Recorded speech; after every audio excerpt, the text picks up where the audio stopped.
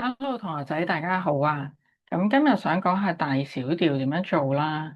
因為最近咧小五嘅呈分試班咧，即係有啲同學都係需要考呢個課題嘅，係啦。咁就講下啲基礎先啦。咁咧通常啲題目嘅類型即係可以有多啲變化啦，咁適應下就 OK 噶啦。但係咧基本上點樣記咧？即係話 ABRSM 樂理要考樂器嘅同學，都係用呢啲方法。咁如果呈分試咧，可能佢考嘅範圍相對地少咧，都可以用呢個方法。不過就唔使記晒所有，係啦。咁想介紹下先點樣去咧？記有 sharp 嘅 major 啦，有 sharp 嘅大調。咁咧通常我哋有兩句句子可以記嘅，即係口訣，就係 Go down and eat breakfast 同埋 Fat boy eat all day 就可以記晒有 sharp flat 嘅大調。咁咧即係落街食早餐啦。咁但係有個好消息就係咧，小五咧通常啊，即係如果係大調咧，最多考到 D major 嘅啫，即係起碼我哋要知道 C 大調、C major、G 同埋 D major 嘅呢個調號啦。咁仲有多個絕招，就係咧記6個英文字母。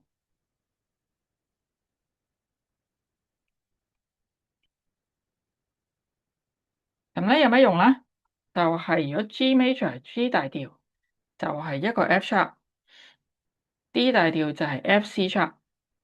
咁如此類推啦，即係如果再學高班啲咧，就係或者考級嘅同學咧，即係要記埋 A major 啊、E 啊、B major 甚至更多嘅，咁就有多啲嘅 sharp 升號、升半音。咁但係暫時咧，大家只需要記住呢兩個，即係 F C G D A E B 就係 F C sharp 就係 D major，F sharp G major，C major 就冇 sharp 冇 flat。咁所以好輕易就記晒啦，即係話咧，F C G D A E B，總之咧，G 大調就係一個 sharp，所以 F sharp；D 大調就係 F C sharp。跟住咧有 flat 嘅 major 咧，暫時啦都係考到去 F 大調嘅啫。咁所以即係小五、小六都係。咁可能個別會多一，即係大概一個啦，咁都唔會多好多嘅。頭先咧，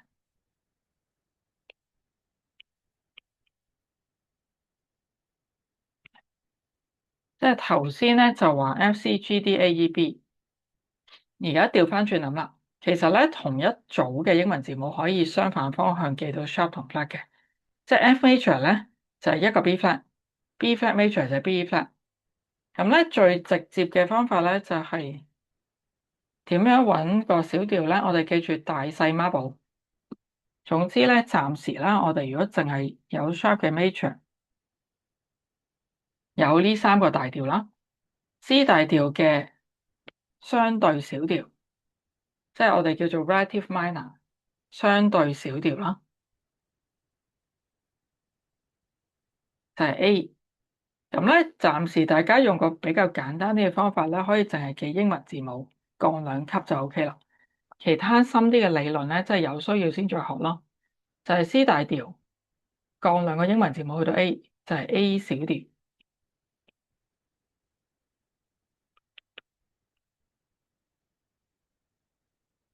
；G 大調降兩個英文字母去到 E，又係 E 小調，如此類推啦。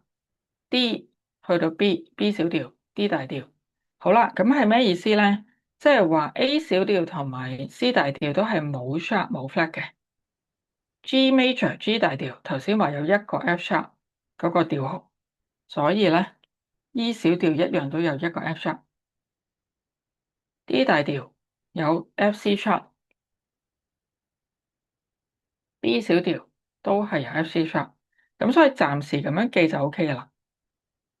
如果咧有flat 嘅 major，一個 flat 係 F 大調，又係降兩個英文字母 D 小調，都係一個 B flat。咁就暫時需要用嘅嘢都大部分記晒噶啦，所以唔使諗到太複雜。咁首先大小調係咁分啦，咁咧揀幾條咧嘅題目去睇一睇啦。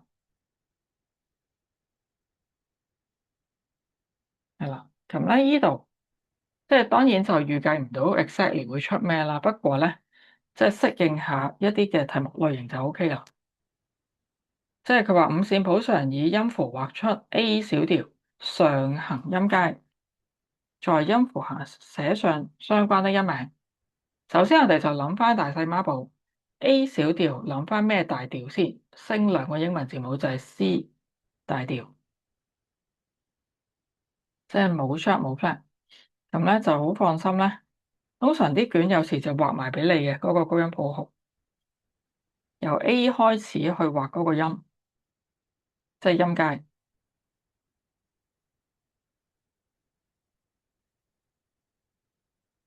咁咧就已經 OK 噶啦。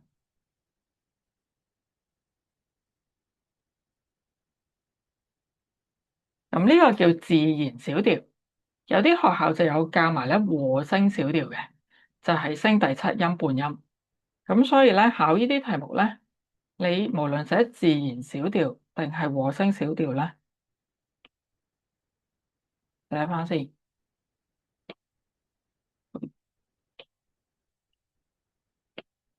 自然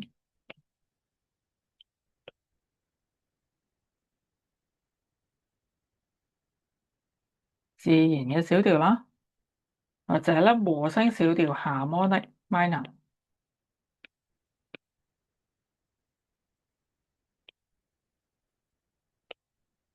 都係可以接受嘅，即係接受為正確答案。咁所以自然小調就唔需要升第七音半音啦。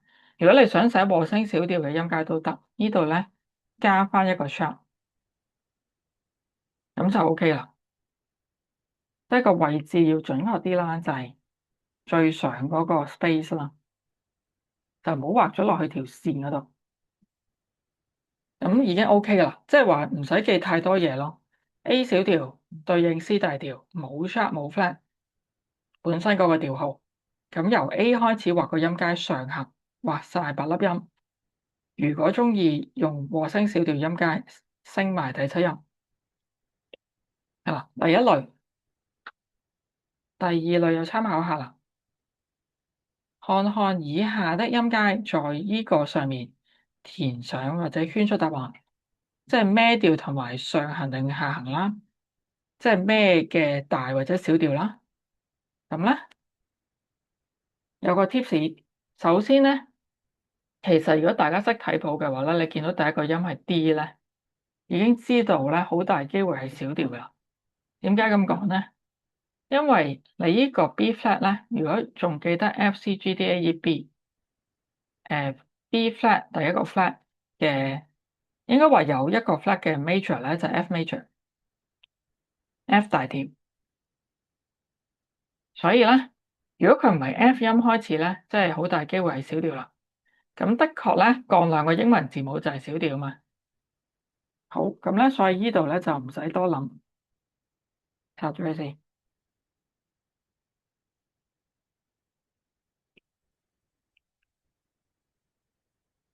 咁已經搞掂啦。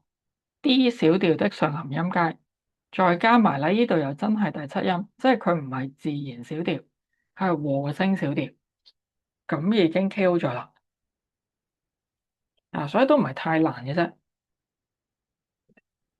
好，又到呢個一個 F sharp，又諗翻啦，F C G D A E B 係啦，一個 F sharp 咧，本來就係 G major 噶啦，高 down and E breathless。如果頭先講個 fat boy eat all day 咧，就係調翻轉嘅。我哋咧由呢度開始數就係 flat 嘅順序，呢度開始數就係 sharp 嘅順序。所以咧 F major 就一個 B flat fat boy eat all day，高 down and eat breakfast，高 G major 一個 F sharp，down D major F C sharp 兩個 sharp。當然啦，仲有其他嘅，即係譬如 A major，因為高 down and eat breakfast 啊嘛，即係 A major 就有三個 sharp F C G sharp，E major 即係 eat，E major 四個 sharp F C G D，如此類推。咁咧為免混淆咧，雖然大家記咗嗰個句子啦，咁但係有啲如果你覺得 too much 啦，咁就唔好記咯，淨係集中大概需要考嘅內容，即係小五、小六、G major、D major，即係小六就有機會再考多少少嘅，不過都唔會太多咯，唔會要你哋記晒咁多個 chap 嘅嗰啲嘅調號。好，咁咧，所以一個 F sharp 咧就係 G major，咁佢有 G 大調，佢嘅小調就會係 E 小調啦。咁我哋純粹就係需要睇下第一粒音係咩音，已經係好大嘅 tips 啦。係 G 音，咁所以咧好輕易就知道咧一定係 G 大調的下行音階，咁已經 OK 啦。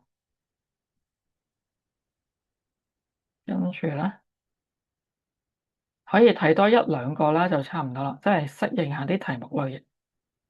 好似呢個咧，佢又唔同咗問法啦。其實都可以用翻頭先講嗰啲，不過遮住咗。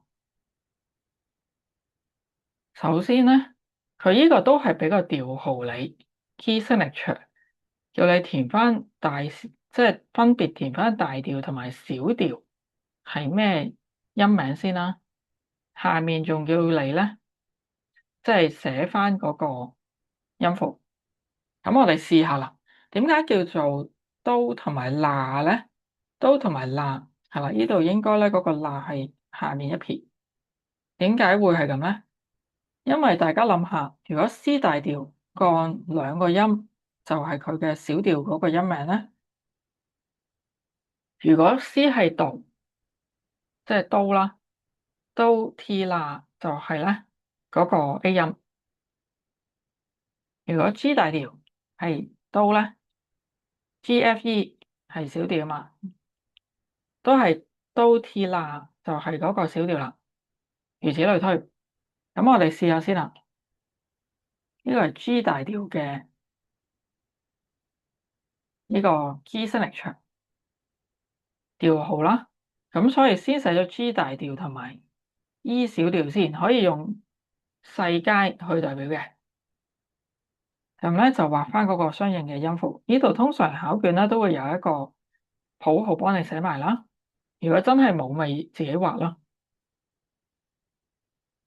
咁已經 KO 咗噶啦。即係呢度印錯咗，呢度應該寫嗰個撇咧係低啲嗰個撇，即係下降咗兩個音嘅 G、F、E。G major 就係 E minor，G 大調係 E 小調，如此類推啦。咁就係最近有啲同學考緊嘅課題啦。基本上咧，小六都要沿用翻呢啲嘅已有知識嘅，可能佢再教多少少嘢，不過呢啲都有機會會照考嘅。一個 flat F 大調降兩個英文字母 D 小調，咁所以呢度照填翻